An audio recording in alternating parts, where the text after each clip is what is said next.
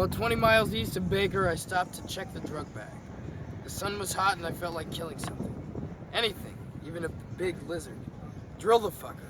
I got my attorney's .357 Magnum out of the trunk and spun the cylinder. It was loaded all the way around. Long, nasty little slugs. 158 grains with a fine, flat trajectory and painted Aztec gold on the tips.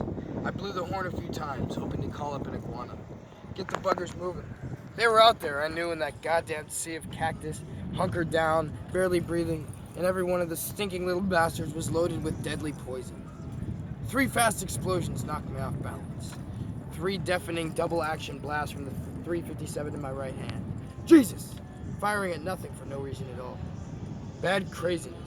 I tossed the gun into the front seat of the car and stared nervously at the highway. No cars either way. The road was empty for 2 or 3 miles in both directions. Fine luck. It would not do to be found in the desert under these circumstances, firing wildly into the cactus from a car full of drugs. Especially not now, on the lam from highway patrol. Awkward questions would arise.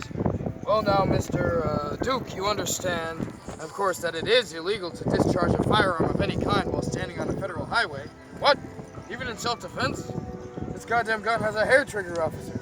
The truth is, I only meant to fire once, just to scare the little bastards. A heavy stare, then speaking slowly. Are you saying, Mr. Duke, that you were attacked out here? Well, no, not literally attacked, officer, but seriously menaced. I stopped to piss, and the minute I stepped out of the car, these greasy little bags of poison were all around me. They moved up like greased lightning. Would this story hold up? No. They would place me under arrest and routinely search the car. And then what happened? And when that happened, all kinds of savage hell would break loose.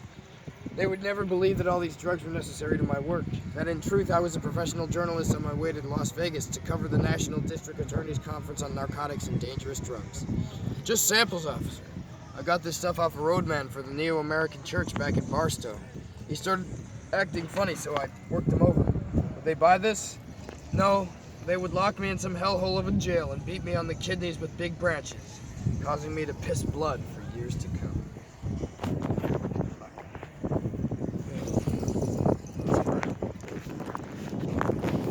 Still rolling, sir. Oh, is it? Still rolling, yeah. Stay frosty. So, luckily, nobody bothered me while I ran a quick inventory on the kit bag. The stash was a hopeless mess, all churned together and half crushed. Some of the mescaline pellets had disintegrated into a reddish-brown powder, but I counted about 35 or 40 still intact. My attorney had eaten all the reds, but there was quite a bit of speed left. No more grass, the Coke bottle was empty, 1 acid blotter, a nice brown lump of opium hash, and 6 loose amyls.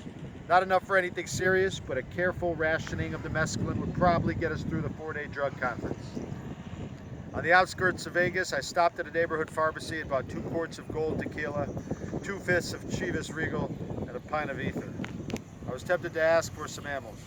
My angina pectoris was starting to act up, but the druggist had the eyes of a mean Baptist hysteric.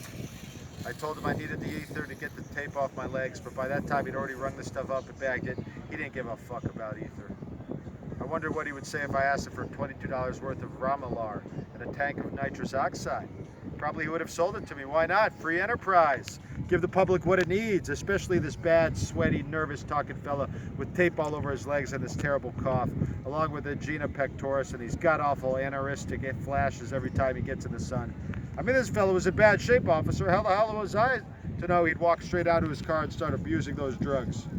How indeed. I lingered a moment at the magazine rack, then got a grip on myself and hurried outside to the car.